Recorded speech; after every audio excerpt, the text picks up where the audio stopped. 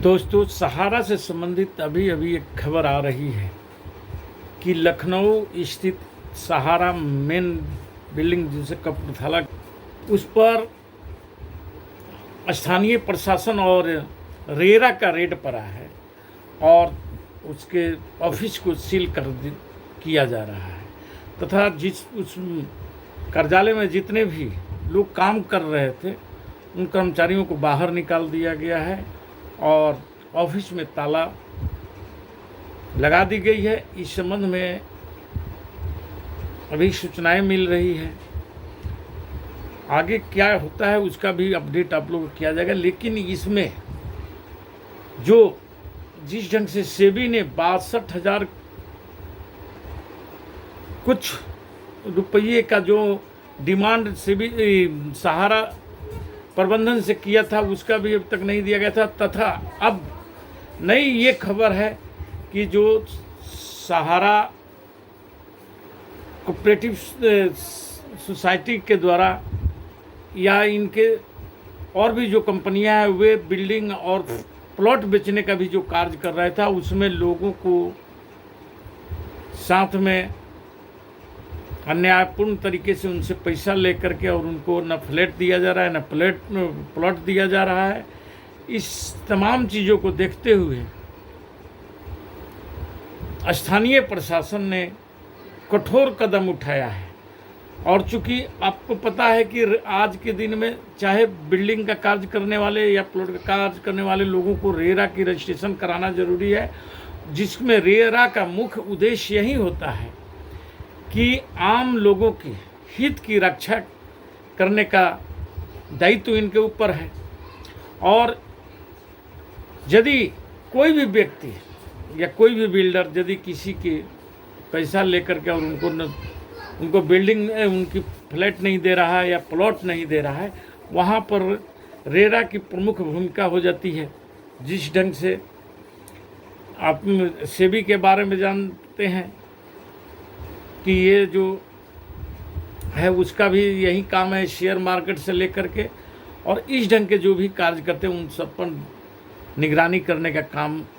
है। लेकिन सेबी भी सिर्फ पत्र निकाल करके और आदेश जारी कर देता है, लेकिन उस पर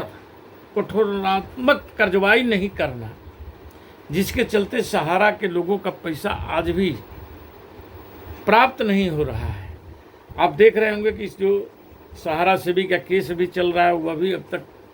लटकते जा रहा है। उसमें भी बात हुआ था कि मध्यस्थता करके कोर्ट उसमें निर्देश भी दिया था कि मध्यस्थता करके और इस मामले को सॉर्ट आउट किया जाए, लेकिन उसका भी कोई अपडेट न कोर्ट के द्वारा मिल रहा है नहीं किसी अन्यत्र जगहों से। और सहारा की स्थिति यह हो चुकी है कि वह चाहे एन प्रकरण किसी भी ढंग से ग्राहकों से पैसा लीजिए और उस पैसे को इधर से उधर बंदरबाट करके या बड़े बड़े महंगे वकीलों को रख करके और मामले को कोर्ट में लटका देना, इनका मुख्य उद्देश्य होता है, जो कि आप पिछले दशकों से देखते आ रहे हैं। 2012 में जब कांग्रेस ने इन पर कार्रवाई किया था और उस समय इनकम टैक्स का रेड पड़ा था, उसकी तो मैंने बहुत बार अपने वीडियो में इसकी चर्चा कर चुका हूँ। लेकिन जब 2014 में नई सरकार आई और सहारा श्री को पेरोल पर बाहर निकाल दिया गया और जो कि मरणोपरांत तक रहे, लेकिन केस का सॉर्ट आउट नहीं हुआ और नहीं जो जमा करता है उनके पैसे को भुगतान किया गया। अब स्थिति यह आ चुकी है कि जो लोग सहारा में काम करते थे, जो एजेंट के रूप में काम करते थे या कर्मचारी जो थे, उन लोगों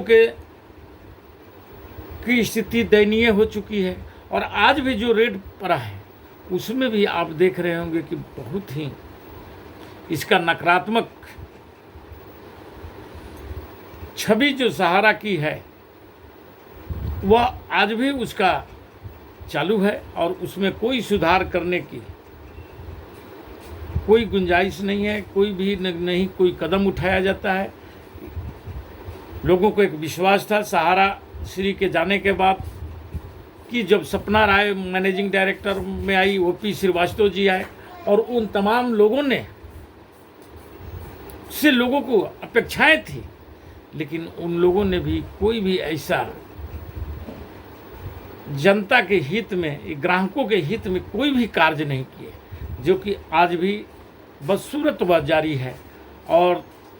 जो सहारा में लोग निवेश किए थे उनका पैसा आज भी प्राप्त नहीं हो रहा है। चुनाव, लोकसभा चुनाव को देखते हुए जो सहारा सहकारिता मंत्री हमारे अमित शाह जी हैं और गृह मंत्री भी हैं, उन्होंने एक पहल किया था पिनाक महंती केस में जो चल रहा है उसमें एक PIL दाखिल करके, और वहाँ से सुप्रीम कोर्ट से 5,000 करोड़ रुपया भी लेकर आए। लेकिन जो CRC पोर्टल बनाया गया, वह CRC पोर्टल आज के दिन में पूरी तरीके से फेलियर नज़र आ रहा है, क्योंकि 1% भी लोगों का भुगतान नहीं हो रहा है। 5,000 करोड़ रुपया में बतलाया जाता है कि 2,500 करोड़ रुपया लगभग वितरित कर दिया गया, लेकिन किन लोगों को मिला, कैसे मिला, ये तो जानने की विषय है और वे तो उसके साइट पर जा कर के देखा जा सकता है। लेकिन अधिकांश लोग जो अप्लाई किए उनको किसी न किसी त्रुटि बतला करके और उनके एप्लीकेशन को रद्द कर दिया गया। एक एप्लीकेशन को भरने में उपभोक्ता को मिनिमम 500 रुपया खर्चा आता है।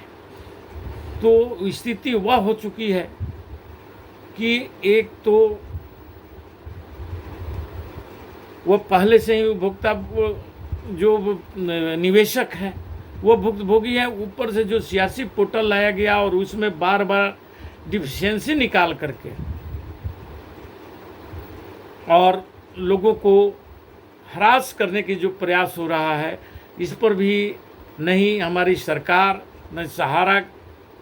का जो प्रबंधन है वह इस पर कोई ठोस निर्णय ले पा रहा है, क्योंकि उसमें भी बतलाया जाता है और उसमें भी बहुत सी खामियां ये है कि जितने भी लोग निवेश किए थे उस समय जब निवेश किया गया था उस समय आधार की उतना प्रचलन नहीं था, लेकिन CRC में आधार का ही मेन पॉइंट बना दिया गया है। और इसके चलते वो हर जितने भी लोग पहले पेमेंट किए हैं उतना उनका मेंबरशिप